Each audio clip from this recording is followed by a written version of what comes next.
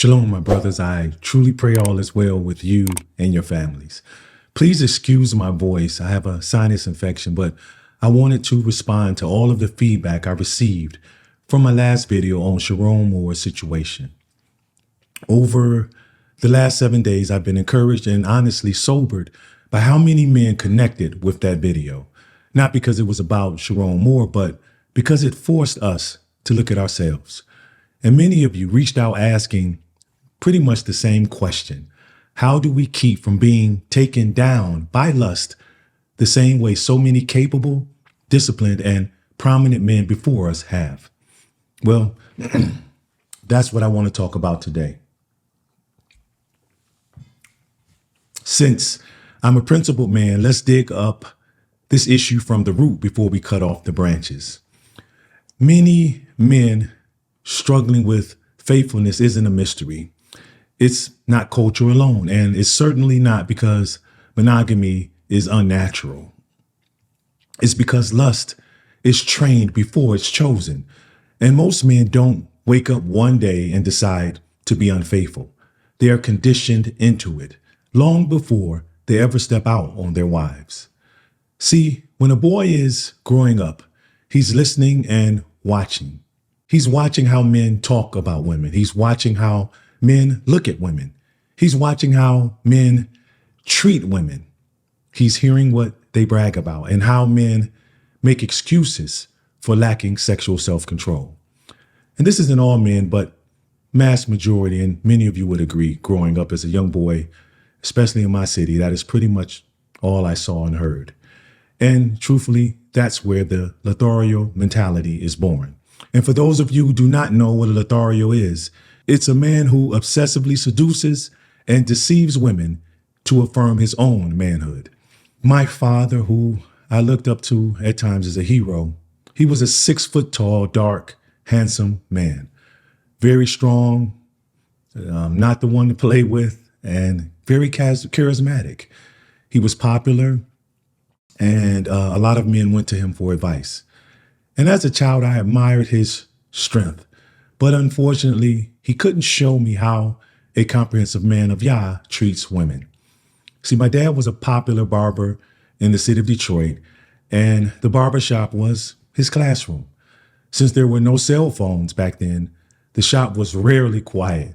Men proudly boasted or yelled about being players and mastered the art of storytelling their sexual conquest.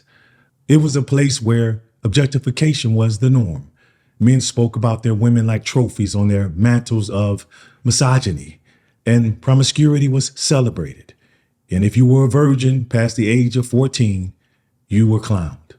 This type of embarrassment, I'm pretty sure many of you can identify with, but I believe this is why so many boys eagerly relinquish their virginity to any girl just to remove the stigma associated with being a teenage virgin male.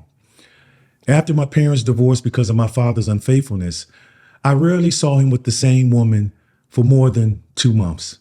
I would often ponder in the backseat of his car as we would ride through the city of Detroit with him and his girl in the front seat. How many women does it take to please one man? And without a single lesson being spoken, I was taught something powerful. Women were not favored from the Most High Yah. They were objects to be used and consumed. That belief didn't come from rebellion, my brothers. It came from unintentional mentoring. And by the time I was 12, my focus was no longer on my grades. It was on the girls. My hormones were raging, and there were no mature men of Yah in my life to help me master them. And so lust found a new home. Excuse me. My first exposure to naked women was at my father's apartment via Playboy magazines. And masturbation came without guidance. Desire came without discipline. And Psalm, let me find this real quick.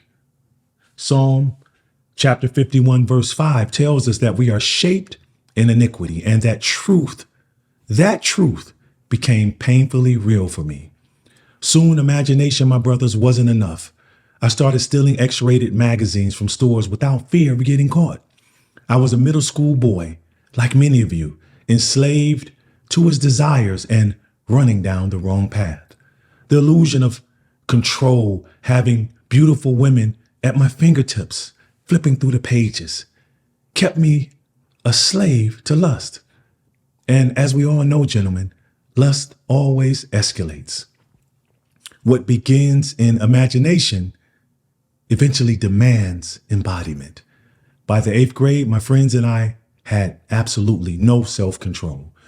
We groped girls in the back of the classrooms as if it were a game.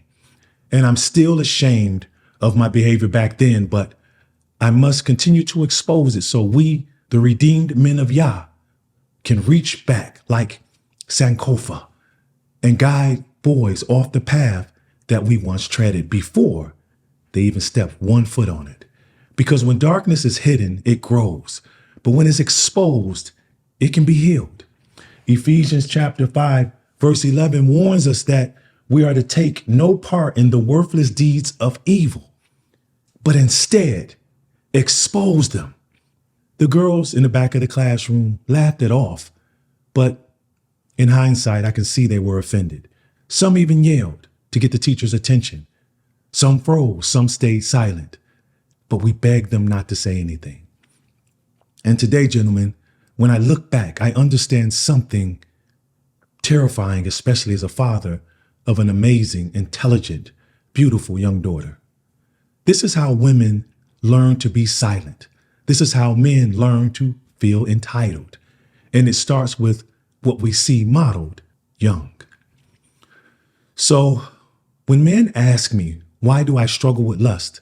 The answer is often because it was normalized before it was challenged. This is why sexual self-control is not instinctual. It must be trained. And brothers, this is exactly why I created my Patreon Brotherhood, not for motivation, but for training. Because self-control isn't formed in moments of inspiration or motivation. It's built through practice, self-accountability, repetition, and camaraderie. The link to join is below in the description of this video. Now, let me get another sip of this.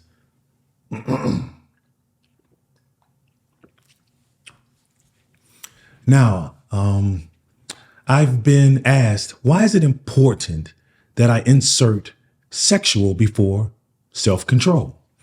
It's because many men have self-control, especially when it comes to work ethic, fitness, and investments, just to name a few. But when it comes to lust, it's like we lose our minds. And technically, we do. And this is why experience alone, gentlemen, doesn't make a man wise. Lust doesn't remember consequences. It remembers sensations. Unless a man intentionally trains his brain so that his mind can be renewed by Yah, the Most High, and he disciplines or weans his soul, his past won't protect him. It will pull or keep pulling him back. See, lust is memory-driven, not future-driven. It pulls you back toward what once felt familiar, what made you feel good instead of it being good for you. And what many men call desire is often their nervous system craving what it already knows, not what will actually lead to peace, stability, purpose, and what we really desire is love. See, lust is one of the devil's oldest weapons against us. It's the blood in the water. And like a shark, it makes a man tunnel vision where you can only see what's directly in front of you. While the shark is pursuing what he deeply desires, he never sees the harpoon coming from above. Therefore, my brothers, temptation is not necessarily your enemy. Permission is. For it is written in 1 Corinthians chapter 10, verse 23, that everything is permissible, but not everything is beneficial. In other words, my brothers, just because you can doesn't mean you should. For example, I remember many years ago walking into my kitchen during a very disciplined season in my life. I was weight training daily, training in martial arts, completely locked in with the goal of one day having 8-pack abs. My diet was impeccable. But in this moment, as I was leaving the kitchen, I noticed a fresh bag of plain Lay's potato chips that my wife had just bought. And that is my favorite snack.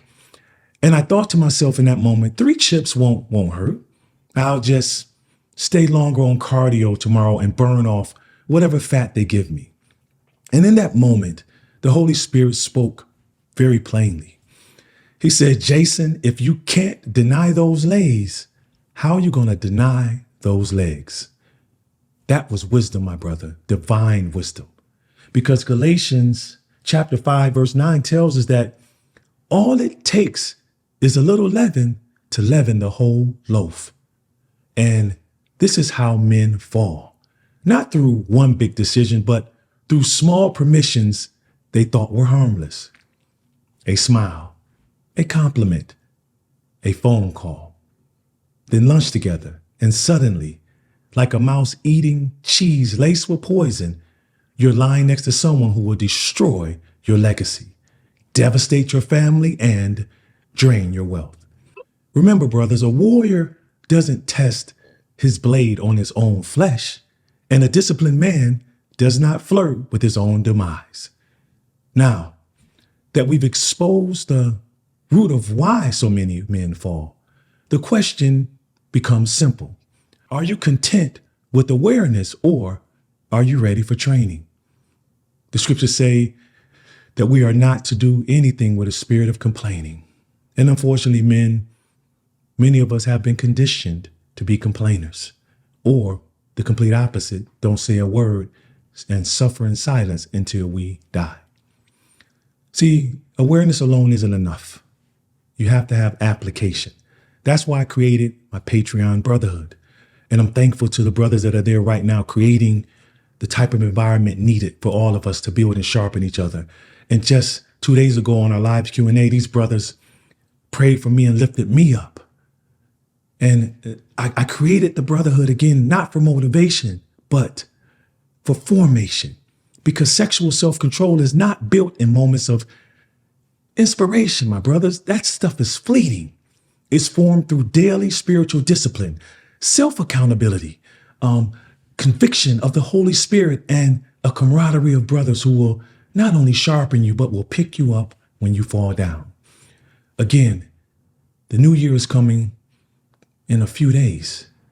If you want to go deeper on this, I unpack the practical action steps and daily disciplines inside of the Patreon Brotherhood on many topics that many of you are struggling with. And I haven't had time to really talk about it here because I was so focused on empowering you. But then I realized that, again, awareness is good, but you need the application. And that's a different type of training. See, my brother, self-control is not a switch you flip. It's a muscle you build. As always, my brothers and spiritual sons, I hope this video encouraged you. If you want to be notified when I upload another one, hit that subscribe button and turn on notifications. Until next time, my brothers, keep growing, keep building, and keep striving to be the man the moment demands. Shalom.